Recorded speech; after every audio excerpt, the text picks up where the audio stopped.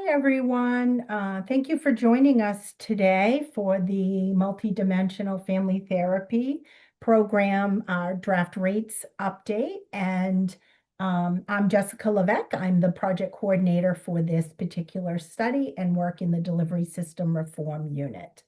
We'd like to thank everyone for taking the time to be with us today while we go over these rates. And as we have a reminder that this meeting is being recorded, and we will be sharing the recording of this meeting in an e-notice that will go out within normally 48 hours of this meeting, sometimes sooner. This meeting and the presentation will be posted on the Rate Reform website, which we will share the link with you in this chat, so you can check that at any time to see if the materials are posted before the e-notice goes out. And then we're going to go ahead and get started with the presentation, noting that we will have some time at the end of this presentation for comments and questions. So today we will be going over the draft rates for multidisciplinary family therapy. So today we're going to get through the rate determination process. So a quick overview of what we've shared with you in the past on how this process works. Then there's going to be a quick overview of what is multidimensional family therapy, known as MDFT. Then Milliman's going to take over for how they approached developing this rate model, what the rate model assumptions are.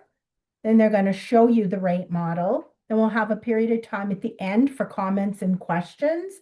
And what I wanted to mention was your chat feature should be working. So if anytime during the presentation you would like to put something in the chat so you don't forget about it, and wait till the end. We're happy for you to note anything in the chat throughout the presentation. Then after we have our comment and questions period, we're going to let you know what's next for this project. Next slide, please. So we'll go over quickly the rate determination process. So this is the law that we talked to 3173-J, which was enacted in 2022. And so what this does is it sets a schedule for regular rate review and adjustments. It ensures that we have a review of relevant state and national data to inform our rates and our payment models. Formalizes a clear and transparent process for the rate determination. And that's why it's so important for people to be involved in meetings like today. So we're going to explain it. You'll be able to ask questions. That's part of the transparency of the process. Then just to mention that the law also talks about the Main Care Advisory Committee, which is referred to as the MAC. And then there is also a technical advisory panel mentioned in 3173-J also. Next slide, please. So for this project specifically, I want to just quickly go over the rate determination process. So what happened initially was an initiation notice was sent out on July 2nd of 2025 to let everybody know that we were going to be doing this process. And then we had a period of time in which we had a kickoff meeting, and then some surveys were explained and they were sent out. And there was a period of time for everybody that wanted to participate in the surveys, which was November 11th of 25 through December 5 of 2025. And today we're presenting the draft rate models to anybody who's interested to participate today. There'll be an opportunity after this meeting to submit written comments about anything you want to make a written comment about that you see today, or you will have time after if you go to the website to review all the materials. It will include this recording. It will include this slide deck. It'll include assumptions. It's going to include everything that you're seeing here today, and it'll give you more time to study that. So don't worry if you need more time to look at everything before you make a comment. And then what we do with those comments is we review them, and then we consolidate them, and we have a written response to them, and post that on the rate reform website page, which is also the website I think Mandy posted in the chat where you can find these materials. And then across the bottom, you'll see it's just the generic process that we follow for the rate determinations. Next slide, please. Okay, so I'm going to hand this over to Lori Geiger, and she's going to talk about the MDFT overview for this program. Thank you. Thank you, Jessica. I'm Lori Geiger, and I have been contracted as a project manager by Children's Behavioral Health Services for the past 3 years to bring multidimensional family therapy into the state of Maine. So multidimensional family therapy, or MDFT, is a developmentally appropriate evidence-based treatment. It's for youth and young adults that addresses substance abuse and mental health concerns. It has a family-centered approach. It incorporates our system of care principles, is culturally informed and validated, and uses individual child, youth, and parental therapy, as well as family therapy and family-only sessions to increase those protective factors for families and decrease risk factors for families, which include substance use. MDFT's approach is designed to work with diverse populations of young people ages 10 to 26. In Maine, it will be 10 to 21. And MDFT simultaneously addresses, yes, substance use, mental health issues, delinquency, violent and aggressive behaviors, and educational challenges. It improves parental placement and family functioning. It increases positive peer affiliations and prevents out-of-home placements, and is a great support in reunifying families when a youth returns from out-of-home placement. MDFT has been proven effective in 10 randomized clinical trials, the most rigorous test of treatment effectiveness. I think Julian from Milliman will be doing the next slide. Thank you. Thank you. Just to introduce myself briefly, I'm Jillian Zahner with Milliman. I'm an actuary with Milliman. I've helped and been working with MaineCare to help develop the draft MDFT rate that we will talk through now. Just some background on the independent rate model approach first before we dive into the specific MDFT assumptions in rate model.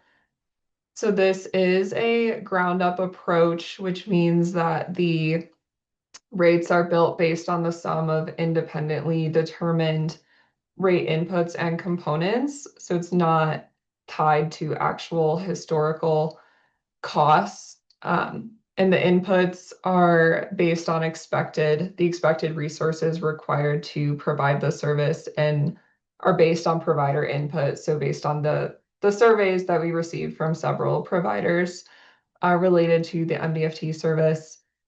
Many states currently use an independent rate model approach for their rate modeling, and it's also an acceptable method based on guidance from CMS regarding the development of these kind of rates, like home and community-based service rates. This approach provides transparency, so it shows the reasonable costs required to provide the service, and it's broken down into specific components that are easier to review and compare, and it helps support rate updates and modification efforts in the future as well. So diving into the framework itself, this shows the unit service rate and 5 components that build into that rate. So the first one we have is staff and supervisor salary and wages. So this will include things like the number of FTEs, the staffing ratios, so like how many clinicians does one supervisor oversee, those sorts of ratios, the wages of those employees, any training or inefficient time, and also on-call costs for those employees. The next item is the employee benefit expenses.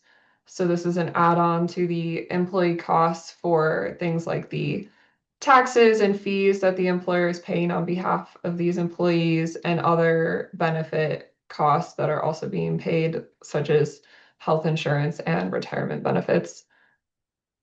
The next is transportation expenses. So this is paying for the mileage that is being reimbursed to employees for use of their own vehicles to travel to a client's home to provide a service or that sort of travel that's directly related to the service. And then we have the administrative program support and overhead. So this is a little bit of a catch-all item here. It accounts for all other operating expenses related to the service, but not necessarily directly providing the service. So this would be your management staff, accounting, legal, IT, those sort of expenses. And then specifically in the MDFT model, we do have a couple other cost categories that you'll see as we get into the assumptions and model a bit more. And this includes the evidence-based practice costs for the MDFT model, and then also facility space costs. So I'll move in to the independent rate model assumptions. I do just want to call out the link that has been shared in the chat. In a few days, we'll have more exhibits posted as well. That'll provide a little bit more detail to what's here in the slide deck. So please refer to that information once it's posted as well.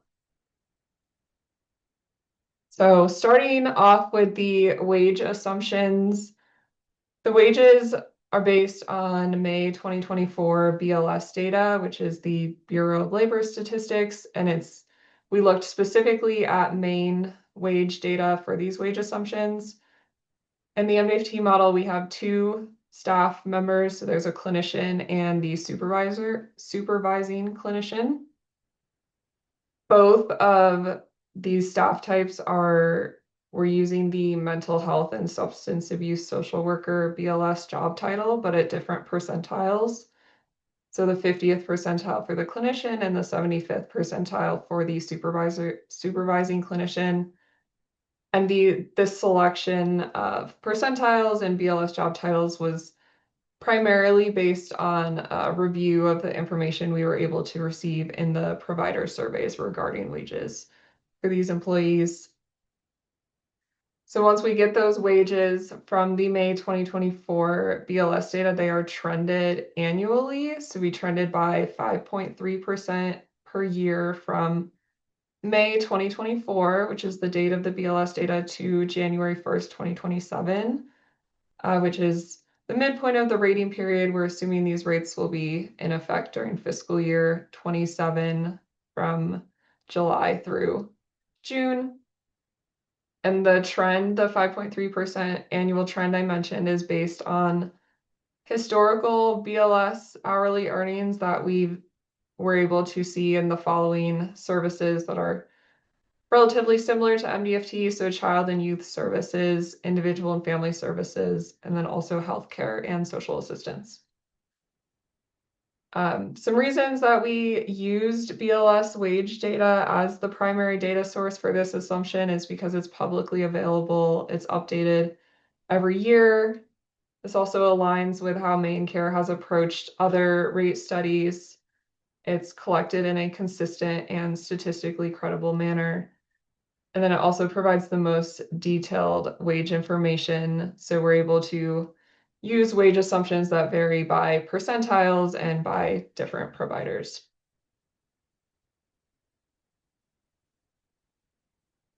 So the next item, the next component of the rate model is the employee benefits. So another, just a little bit more of an overview of what I'd already talked about a few slides ago, but the employee benefits are including the employer's portion of payroll taxes, employee medical and other insurance benefits, as well as the employer portion of retirement expenses incurred on behalf of the clinical staff and their supervisors, and then any other taxable fringe benefits consistent with IRS Publication 15B. This includes things such as club memberships.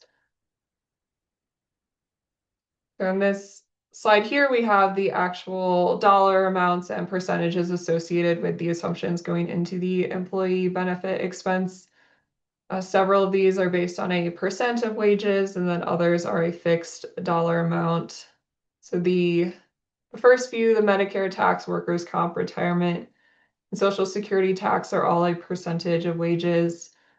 The Medicare and Social Security are federally applied, so we did not collect any data on those from the providers. And then the workers' compensation and retirement were based on the information that we were able to collect from the providers in their surveys. And for the fixed costs, we have the FUTA expenses and the SUI, which is the unemployment insurance, and then all other insurance. So that's kind of a catch-all for health, dental, vision, any other insurance that the provider may be applying. I do want to call out that the insurance expense is meant to be an average. So this might be including employees that are not taking up insurance, so there's zero expense associated with them. And then also the employees that take up family coverage, that's going to be much more than $10,000 a year. So this 10,600 is really meant to capture the average of all of those different employee insurance types and expenses associated with those.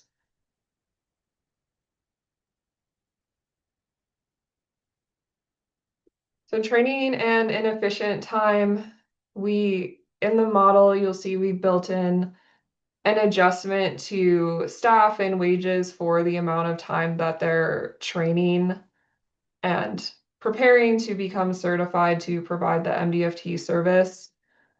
So for the clinician, there's an assumption of 35 hours of agency-specific training. So this means training that the employer is requiring of the clinician, but is not necessarily specific to the MDFT model. And then there's the additional 114 hours that are those specific MDFT training hours.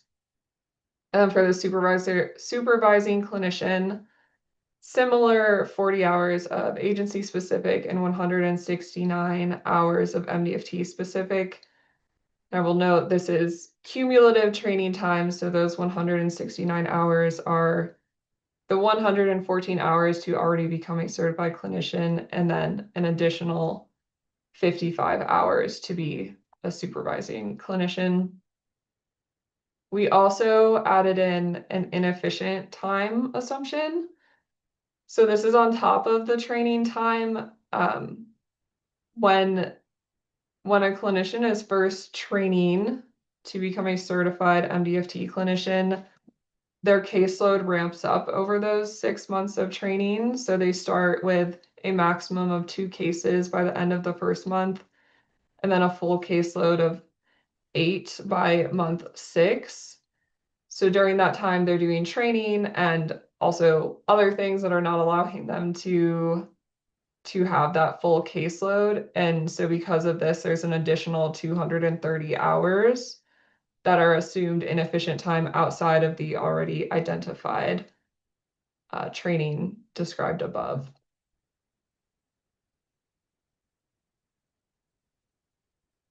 So regarding the administrative and program support assumptions, this slide here has some more detail and bullets on the types of items that we would typically consider to be included within the administrative related expenses.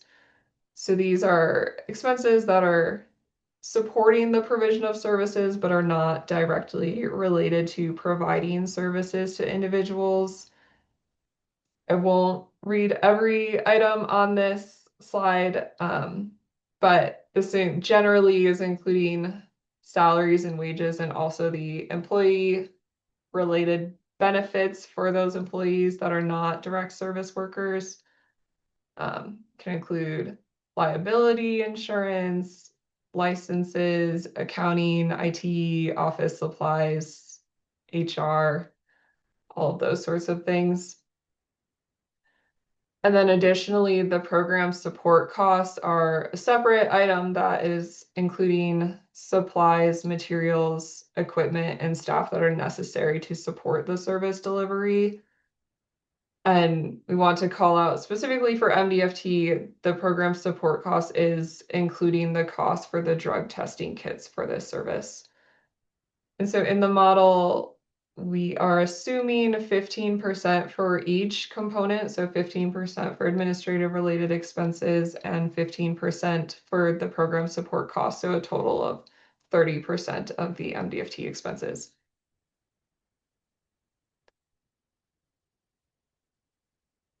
And here we have a breakdown of the evidence-based practice assumption and the expenses that are being included in the model for this particular piece.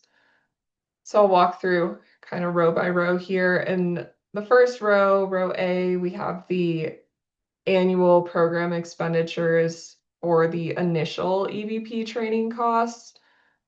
So this is 80,975. That's coming from MDFT, and that's for a team of 8 clinicians and 2 supervisors.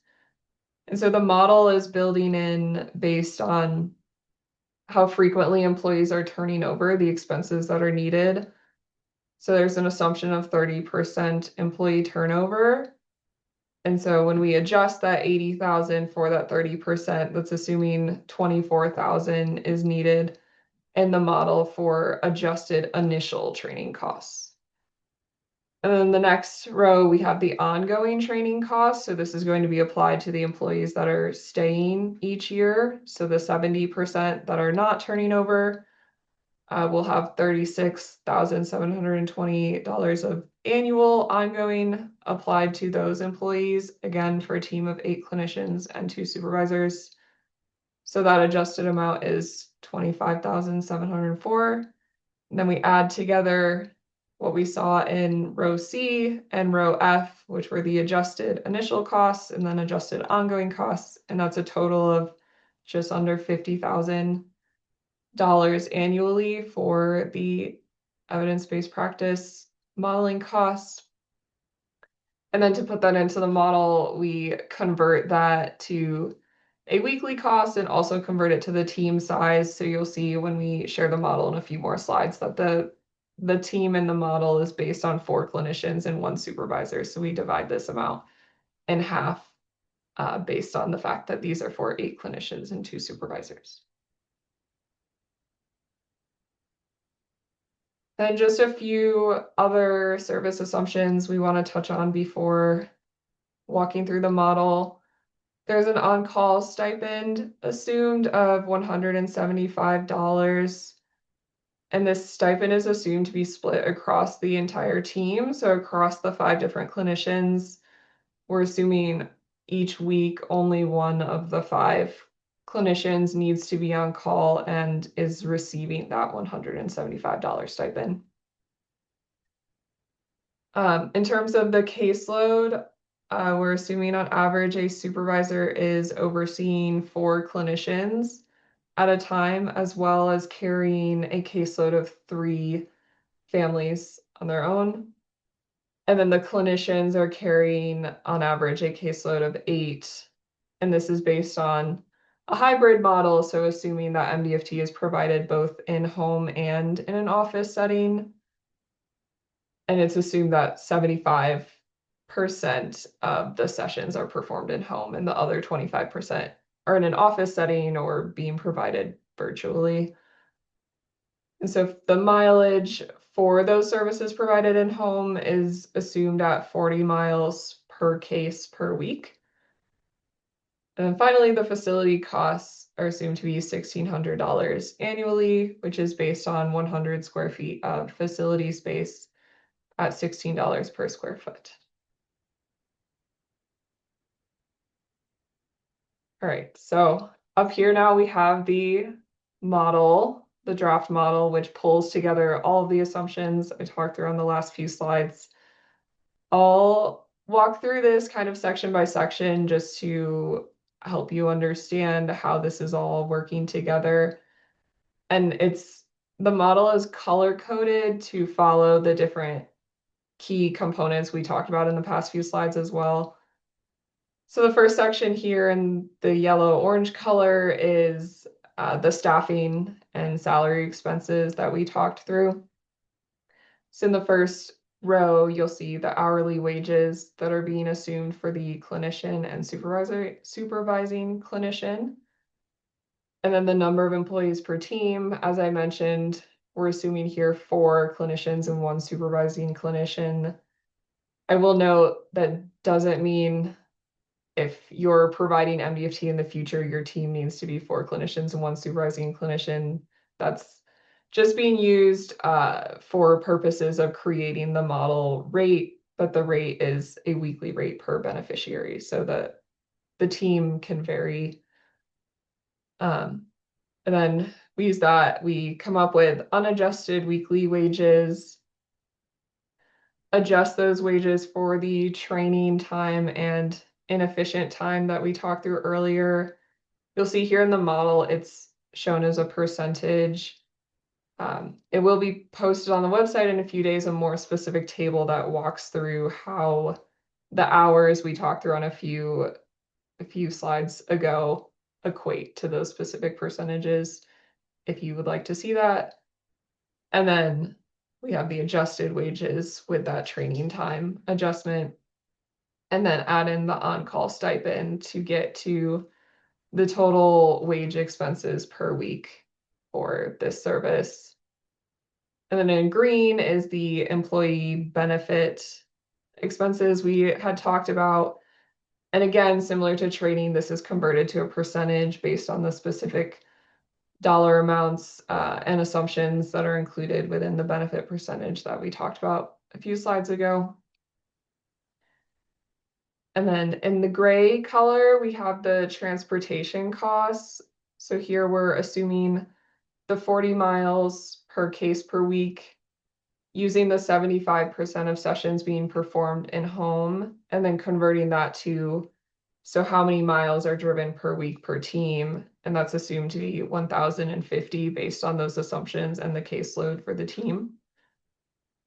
And then the transportation costs per week are based on those 1,050 miles, and then the federal reimbursement rate, which has been trended as well to 2027 at 74 cents. Then after all of that, we subtotal those items. And then in the section in blue, we add on, here you'll see the 15% admin rate and the 15% program support rate. And that gets an add-on of about $5,000 per week for those admin and program support costs. And then finally, in the lighter gray at the bottom is where we'll add on those additional costs at the end, the EBP costs, which we talked through the development of that $480 previously, and then the facility costs, which are the $1,600 annually converted to a weekly expense of about $31. And then we have all of the expenses together, which is $17,000 per week, and then convert that to a per beneficiary rate of $486. And the 35 beneficiaries is based on the caseload assumptions we had discussed of eight families for each clinician, and then 3 for the supervisor gets us to the 35. And then that is all I have on the rate and assumption. So I will pass it back to Jess to facilitate the next few sections. Okay, thank you, Jillian. So we just went over a lot. And so if you have specific questions, need us to return to a slide or pull up, additional info so it's more clear, this is your time to let us know. And I know you are all on mute and are not able to take yourself off. So if you have a comment or question at this time, please raise your hand, which is an option at the bottom of your screen, or pressing Alt-Y. I did not see any phone call people, so I won't go over how to do that, but I will call on people in the order that you raise your hand. And if you do have a comment or question, when you come off on mute, please state your first and last name and the organization that you represent. And we'll get through some comments and questions, see what you have to say. And then after this, when we get to next steps, I'll let you know how we're going to handle the written comment period.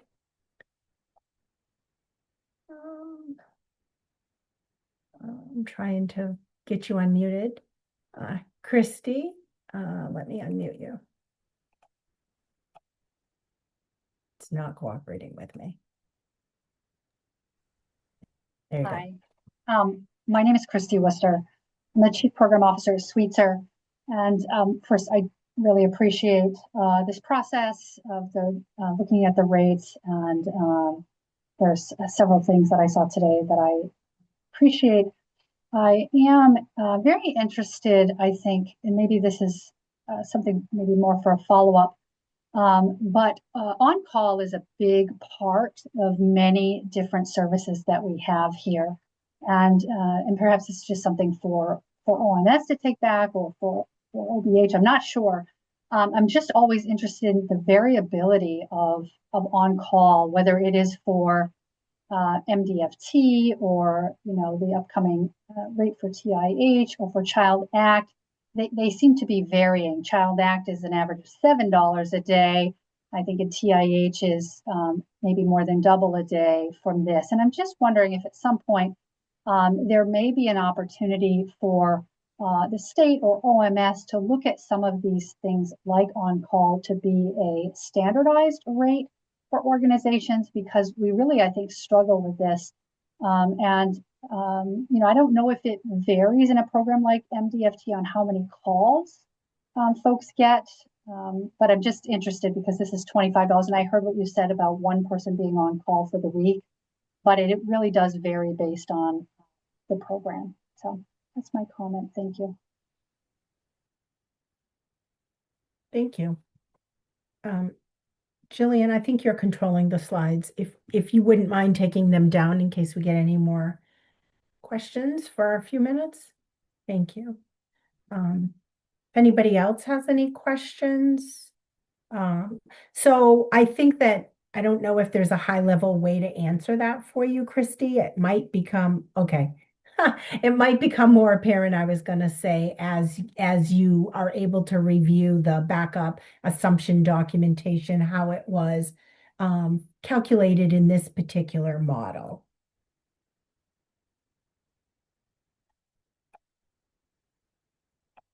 Okay. Do we have any other questions? Or comments, or something that wasn't clear, because we can put a slide back up for clarification while we're live.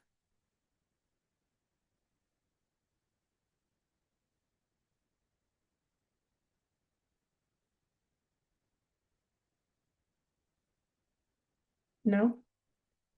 Christy was brave. She went first.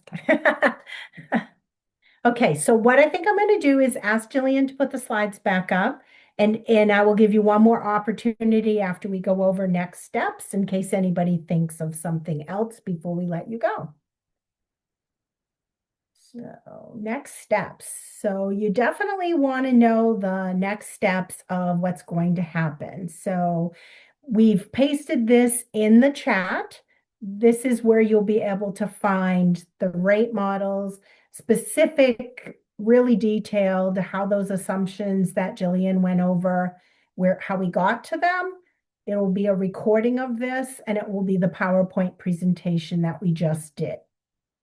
So that will be available on the website probably tomorrow. Then an e-notice will go out with links to all of these documents. So if you are signed up for our notices, you will get a notice.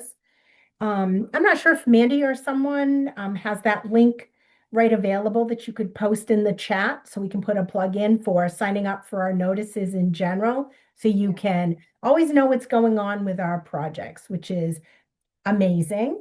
And then what we have is, after this presentation, you're going to have until the end of the day or midnight on April 14th to submit any written documents that you have. about this presentation. And if I could have somebody from Milliman, please post that email in the chat. This is the email that you will send any questions and comments that you have about the rates to this Milliman email by April 14th. And then, like I had said earlier, what we do with all those comments is they're reviewed. We combine alike comments, and then we do a response in writing to those comments, how we were able to incorporate this into the rate or why we didn't. And then we post that on that famous website that we have, that rate reform site. Save it in your favorites because you can find so many things there. And then when those are published, then it moves on to the next step of it goes to policy. But normally we won't do a second. Don't look for us to do a second review after your comments. Traditionally we don't do that. So ask your questions about the rates now, and then after the 14th, you give us some time to review, and then we post it. And Mandy, can you remind me, do we send out another notice when we have posted the comments on the website so people are aware that our written response is out there? Yes, we do. Okay, so another reason to sign up for those notices so you'll know as soon as they're out there, and Mandy sends the links, and it's great. That's all we had for you today as a group working on this project. I want to give you one more opportunity if you've thought of something that you hadn't thought of before we went over next steps so that you can ask some questions.